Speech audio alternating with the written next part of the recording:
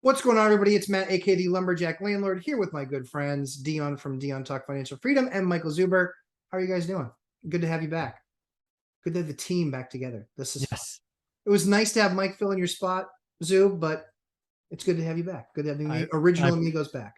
I appreciate that. So what I wanted to talk about in this video was home buyer versus investment home buyer.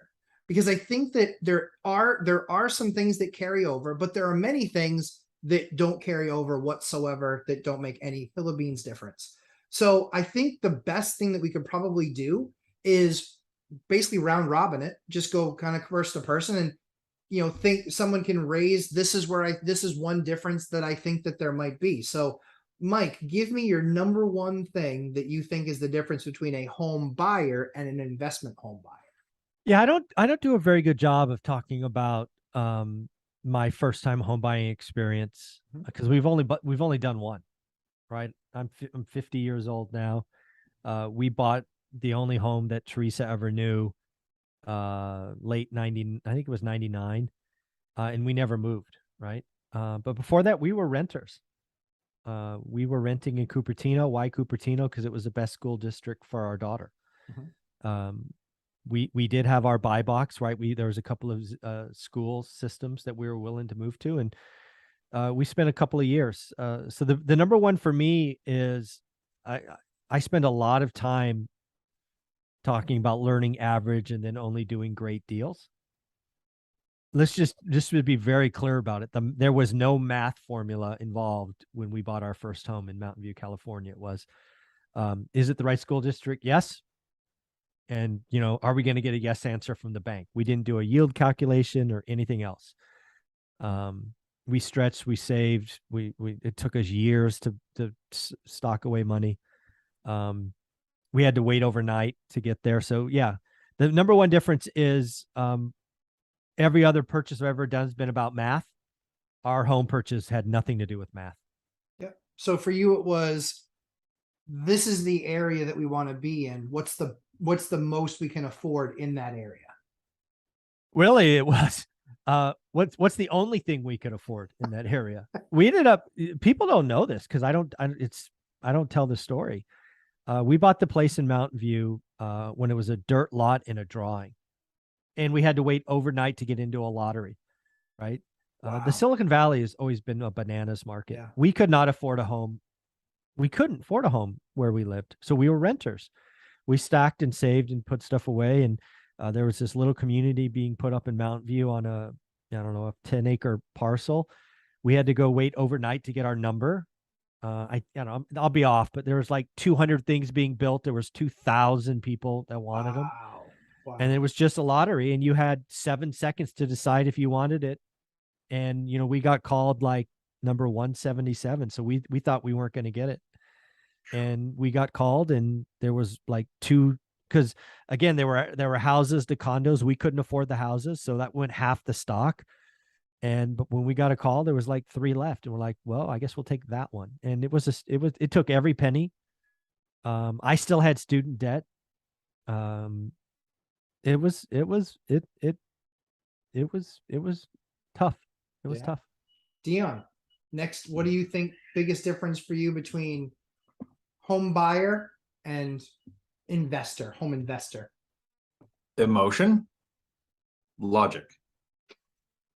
The home buyer isn't using logic. They will cover it with, like Mike did, best school district, can't afford it.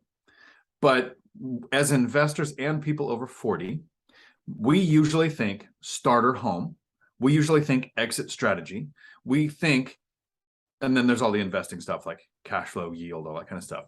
But the home buyer is using emotion. First, how much can we afford? Okay, so we're going to get as close to that as possible because we're getting as much house as we can. So that's emotion. That's not the best deal. That's as much as we can buy. And very few people buy a house thinking, I'm going to sell in 7 years and buy a bigger house because my family will grow. Most people, when they're buying that first house, are thinking of their age, if they're home buyer, not investor. So this is just the strict, I'm buying a house. If it takes 30 years to pay it off, I'll be this old with a paid off house. Like that's the thought process that goes through most home buyers, myself included. My first house I bought around 2000 before, 11 years before deciding to even become an investor. And it was white picket fence. How much can I buy? Wrap the closing costs into it. Can I afford the payment? Nothing with exit strategy. What would I do with equity? What am I going to do if I go through a divorce? Like none of that happened with the buying of the house. It was That's all never gonna emotion. happen.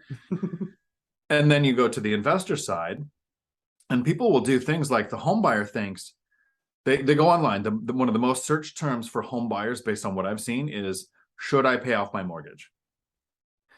If you're an investor, sometimes you want to pay off a mortgage, but you look, would it be the one I'm living in, which gets the best interest rate, least likely to be repossessed because I'm living there, or this investment property that's the highest risk to the lender, so it has a higher interest rate.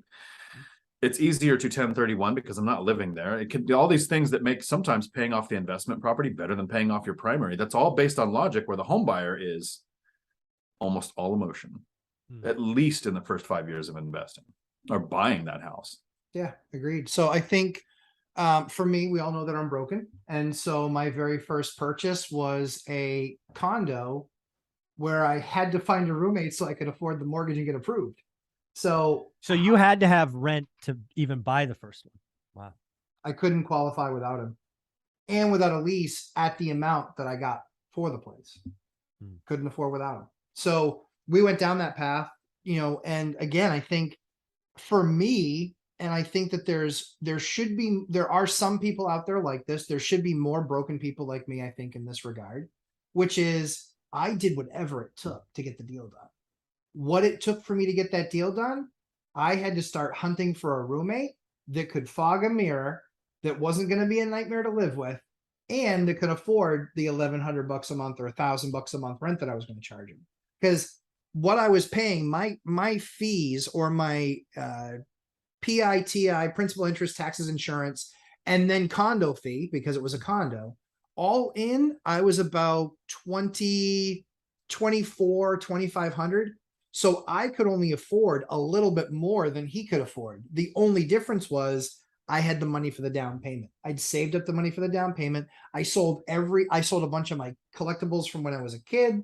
I sold cars. Because I had multiple cars, and I literally went with I had 2 cars. I literally went with just a complete dump of a car, and did whatever I could. Like I bought a car that had 180,000 miles on it. I knew was less than $300 to fix anything. I got rid of my expensive, my truck and my car, got rid of those. And I didn't even have payments on those, but it was just that cash infusion that I needed. So I think the difference for me was, and I think that this might appeal to some people, is that I did whatever it took. My American dream wasn't, I'm going to get a single family home with a white picket fence. My American dream was, I'm going to get a house, period. I'm going to get a piece of property so I can stop paying somebody else rent. And I think I was 22, 23, Wow. 23, I think I was 23. Yeah. But that was my only option, because I was the hacky before. I was paying $250, $300 a month for a bedroom. And then I get announced by my roommate, like who's also the homeowner, hey, so I think I'm going to get married, and she really wants to kind of set the house up. And I'm like, okay. Like, when do you get married? He's like, probably like short, like a few months. I'm like, what are you saying right now? So I lost my place to live. Yeah. So yeah, I think that a lot of people just need to be more dedicated to accomplishing the task, rather than this is what it has to look like. So for me, it wasn't schools. It wasn't feelings. It was, this is where I want to be, and this is what I'm going to have to do to get there. So it's much more utilitarian. Thank heavens my feelings button is a little bit broken. Mike, what's your second one? I guess my second one is real estate investors and homeowners. We are acting in the same market, at least the way I did it, right? Yeah. One rental at a time, sure. Shopping in the MLS. Mm-hmm. We all have access to the same information. The last couple of years has been wild to see people overpay and waive conditions, and have escalation clauses and just crazy stuff like that. I want people to realize that's not normal, right? I've been fishing in the MLS for 20 some odd years. It's never been like that before. I actually think the market that's coming up, given where rates are, is going to slow, as things down. Mm-hmm. And I think that's going to be good for everyone. I think it's going to be good for everyone. We don't need 40 offers in 40 minutes. Sellers are okay with getting one or two. I think there was a group that I think was really ignored for 2 years, and that was FHA and VA buyers. I agree. And I think over the next couple of years, FHA and VA buyers will have their time again, because I think there will be some people that have perfect properties, and those are the ones that I hope go FHA and VA. Then there will be ones that are fixer-uppers or dated, or too close to a busy street or whatever. Those will be ones that are good for investors. Because most of the time I've seen is, in my experience, there are houses that go owner-occupied. They're typically perfect or damn near.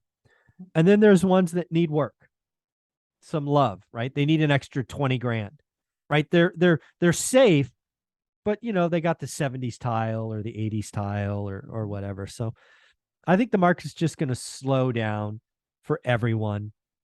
We've got to get away from 14 days on market, right? The fact that National Association Realtors had back-to-back months with 14 days on market, that is so unhealthy. We need 50 days, 60 days. So I hope the market slows way down, and I hope it's good for everyone. Yep. Dion? I am going to capitalize on an opportunity. Our content normally reaches out to people who want to invest. The three of us have reached financial freedom by investing in buy and hold real estate, and we're sharing how we did that. So most of the people that watch our channels, that's what they're here for.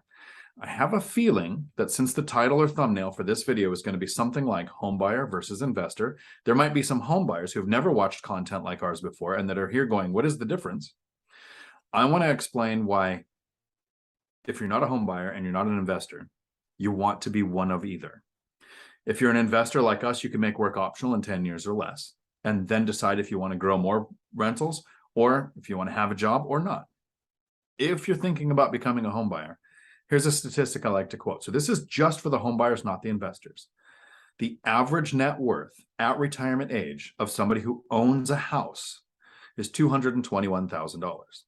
And I think it would be a strong argument to say if you own a house and you retire with $221,000 in net worth, and if you were not to own a house and rent and you were like, half of that, you might want to own a house, right? Well, here's the difference.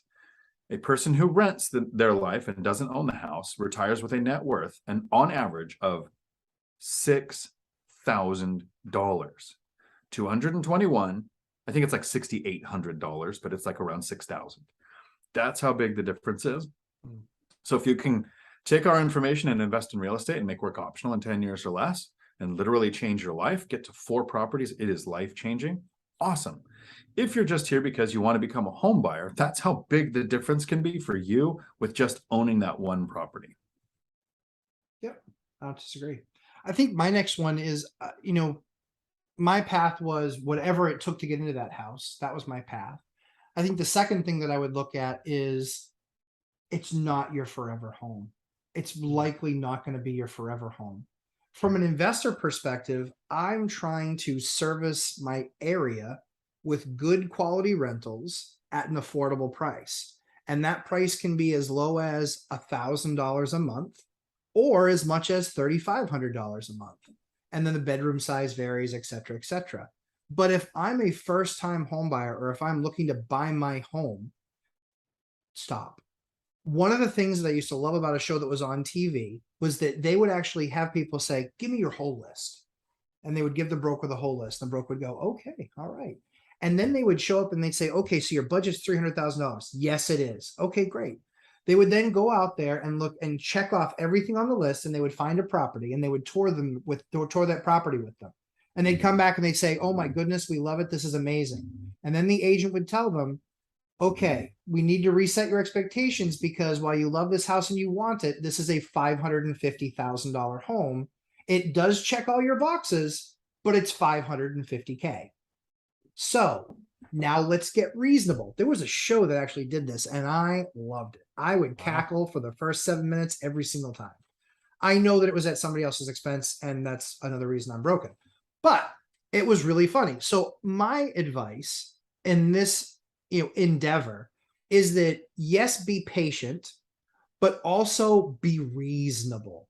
Mm. Be reasonable. Even when you find that motivated seller, even when you find that property that you really love, you need to focus on what are the 2 or 3 main deal breakers. Mike and Olivia did it perfectly. Here's our only deal breaker. School, can we afford it? Those are our 2. And everybody needs to pick that, because if that school thing, the second one might be close enough where it's not the best, but it's still really good and there's better value there. So the thing that I would encourage that first time home buyer on is really looking at it and saying, I'm not going to get everything I want. So what are my cores? What are the most important things to me that we can then potentially move up in the future? But most importantly, now we get the core of what we need, not everything that we want. So that would be my second piece. All right, last go around, my boys. Zub, last one for you. Yeah, the thing that I will say that I just appreciate more and more as I talk to more and more people every week, month, year. Whether you're a homeowner or you're an investor, what I would like you to hear from this is this isn't going to be kind of your point. Not this may be your first purchase, but it's not going to be your own. I go back to my Meet Kevin conversation from 2 or 3 years ago, right? Meet Kevin, famous on YouTube, but he and his wife started with a 2 or 3K loan, right? He bought a house, run down, wrap the repairs into that. We talked to Spencer Cornelia, who's huge on YouTube, who does house hack in Vegas. You two gentlemen, house hack units. Millennial Mike, Todd Baldwin, Anna Kelly. Real estate, where you live, where you own your first home, can be a stepping stone to what Dion calls getting to 4. Right? More and more people should say, hey, I'm going to buy this with a 3.5% down loan or a 5% conventional. I'm going to live in a couple of years. I'm going to move. I'm going to do a 2 or 3K loan. Because again, I think the market is going to slow down. Yeah. I think real estate will be more expensive in a decade. Right? It's just kind of how inflation works. And very few people are like Olivia and I, right? We bought in 1999. It's now 23 years later. We've never moved. Almost nobody does that. Sure. And we will probably own this place until, we're both dead and gone. It's just, we're not normal in that way, but that allowed us to build what we have. So I just think people need to realize that home ownership, using that low down fixed rate debt, never get variable rate debt. I'm a huge anti-ARM guy. It really can set you up. And Dion's goal of getting to 4, what's better than making your first home via a 2 or 3K loan that then becomes a rental, and you just do it again and again and again. And if you got to live below your means to save 5%, or you got to get a second job, or you got to work 7 days a week, good. I did too, right? To get that first home, I had to work 7 days a week, 2 different jobs, for years. It's hard sometimes. So, I mean, I get it, I guess. Yeah, hard but worth it. Dion, thoughts?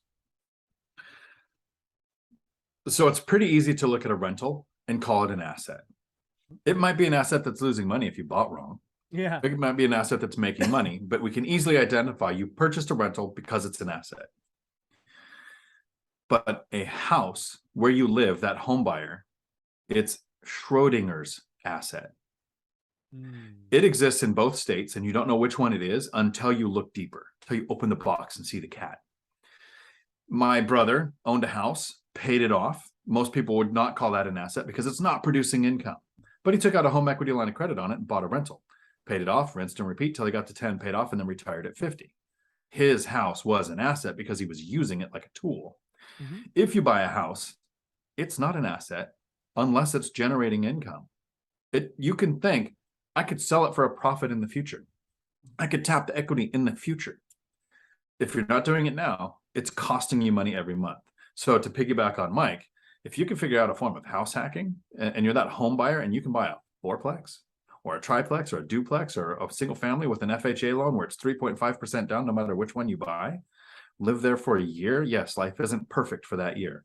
You're starting the path to actually owning real estate by being a home buyer or buying that house, living there for a year and buying another one. It can be a single family house. And if you just can't stand the idea of sharing walls with a neighbor. You can buy a house with an ADU and it works just like a duplex. There's all kinds of ways to get on the property ladder with intention to turning your home into an asset, even if you're not buying rentals at the beginning.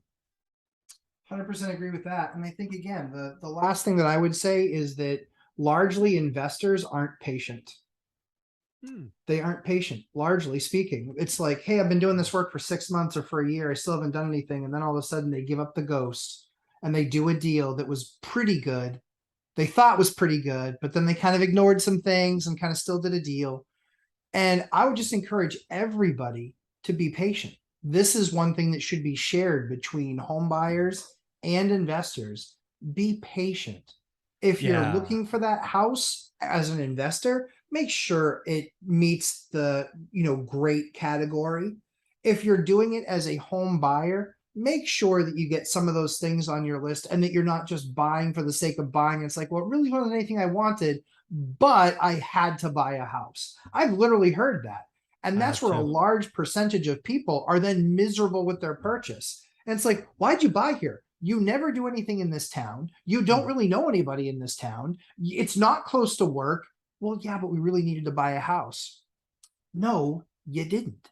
So I think at the end of the day, the one thing that both sides can share, whether it's home buyer or home investor, I think we all can share in the fact that we all need to be patient and make sure that on the investment side, if it shows us the numbers, that we are decisive and move forward if it's a great deal. And if we're a home buyer, we need to be in that same position too, which is not compromise on those 2 or 3 core items, but be patient and wait for those things because you will eventually find it. And then you don't just buy a home and then you can be like Mike and Olivia and be ecstatic that you've been in the same place for 23 years. They've never had the reason that they had to move. So I think that's hopefully will help a lot of folks out. Dion, tell me where they can find you, my friend. Right here on YouTube, Dion Talk Financial Freedom. I do my live streams Tuesday afternoons, 4 p.m. They generally last as long as the questions do, but I think I'm going to be turning that into an hour and a half. Chickening out in your retirement. Getting lazy. Unbelievable. Time freedom is winning out. Sounds awesome. Mike, tell me where they can find you, my friend. One rental at a time, and I'm even more of a chicken. I go for 1 hour on Saturday at 8 a.m. And because my channel is a fraction the size of both of theirs, I will stay on for at least 3 hours and answer all of your questions because I love it. But Lumberjack Landlord live stream Sundays, 11:30 a.m. Eastern time on Sundays. And we want to be there to answer all your questions. And so we certainly will do that. And there's been some amazing questions the last couple of weeks. People have really brought the heat, which I love. And if I don't know, I'll just tell you I don't know. So guys, thanks so much. We'll see you in episode number 3. Ciao.